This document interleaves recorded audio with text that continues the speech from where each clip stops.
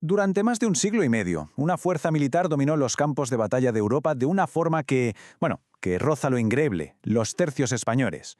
Pero no eran solo una máquina de guerra perfecta, forjada en acero y pólvora. Eran algo más. Estaban forjados en un código de honor que los convirtió literalmente en una leyenda.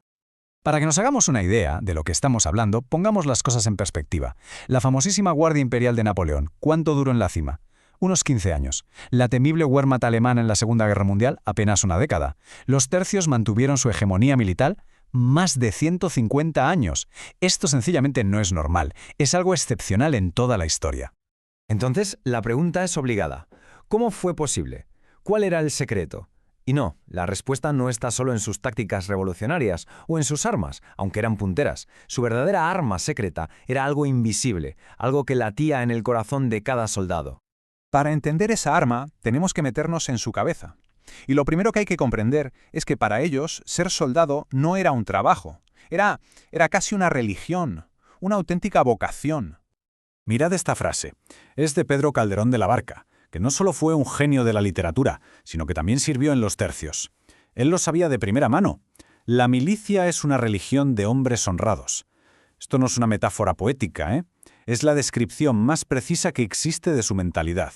Era un credo que guiaba absolutamente todo lo que hacían. Vamos a desgranar un poco más ese código, porque es justo ahí, en esa religión, donde residía esa fuerza que los hacía prácticamente invencibles. Pensemos en los ejércitos de la época. La mayoría estaban llenos de mercenarios que hoy luchaban por un rey y mañana por otro si pagaba más. Los tercios, no. Eran una fuerza de voluntarios, campesinos, nobles arruinados, estudiantes, gente que se alistaba por algo que iba mucho más allá del dinero. De hecho, la paga a menudo tardaba meses o años en llegar. Se alistaban por un ideal, por reputación, por lealtad, en una sola palabra, por honor. Y aquí hay que tener cuidado porque su concepto de honor no es el que manejamos hoy en día. No era una medalla que te colgaban ni un título que te daban, era algo interior, una cualidad del espíritu, la esencia de lo que significaba ser un hombre íntegro. Era de verdad su motor vital. Y otra vez Calderón de la Barca lo clava. El honor es patrimonio del alma, o sea, algo sagrado, casi divino, que no se podía comprar ni vender. Por eso, para un soldado de los tercios, perder la vida en combate era una posibilidad aceptada, pero perder el honor, eso era infinitamente peor que la muerte. Y claro, esta devoción al honor estaba conectada directamente con su fe y con una misión que ellos sentían como trascendente. No luchaban solo por un rey o por un trozo de tierra, se veían a sí mismos como los defensores de la fe católica, como el brazo armado de un orden universal justo. Cada batalla para ellos era parte de una causa mucho más grande. Bueno, todo esto suena muy épico, pero un código así, tan poderoso, no aparece por arte de magia. Se forjaba a fuego lento, día a día, con una cultura y unas normas increíblemente estrictas, a veces hasta brutales. Mirad estos ejemplos. La disciplina era de hierro, pero fijaos en los detalles. Abandonar tu puesto en la formación para saquear se castigaba con la muerte. ¿Por qué? Porque la cohesión del grupo era sagrada. La violencia contra civiles, especialmente mujeres, también era pena de muerte. No se trataba solo de mantener el orden, sino de forjar un carácter donde la integridad colectiva estaba por encima de cualquier impulso individual. Y aquí llegamos a algo que para su época era absolutamente revolucionario. En una sociedad europea rígidamente dividida por clases, donde tu sangre determinaba tu destino, en los tercios daba igual de dónde vinieras, daba igual si eras noble o plebeyo. Lo único que importaba era tu valor. Era una meritocracia pura y dura en pleno siglo XVI. Esta cita es que lo resume a la perfección. No eran tus ropas caras las que te daban valor. Era tu coraje, el pecho, lo que daba valor a las ropas que llevabas, aunque fueran harapos. Un simple soldado valiente era infinitamente más respetado y considerado más noble que cualquier aristócrata cobarde. El carácter por encima de la cuna. Siempre. Muy bien, ya tenemos la mentalidad, el código, la disciplina. ¿Y cómo se traducía todo esto en mitad del caos de una batalla? ¿Cómo convertía esto a los soldados en una fuerza casi imparable?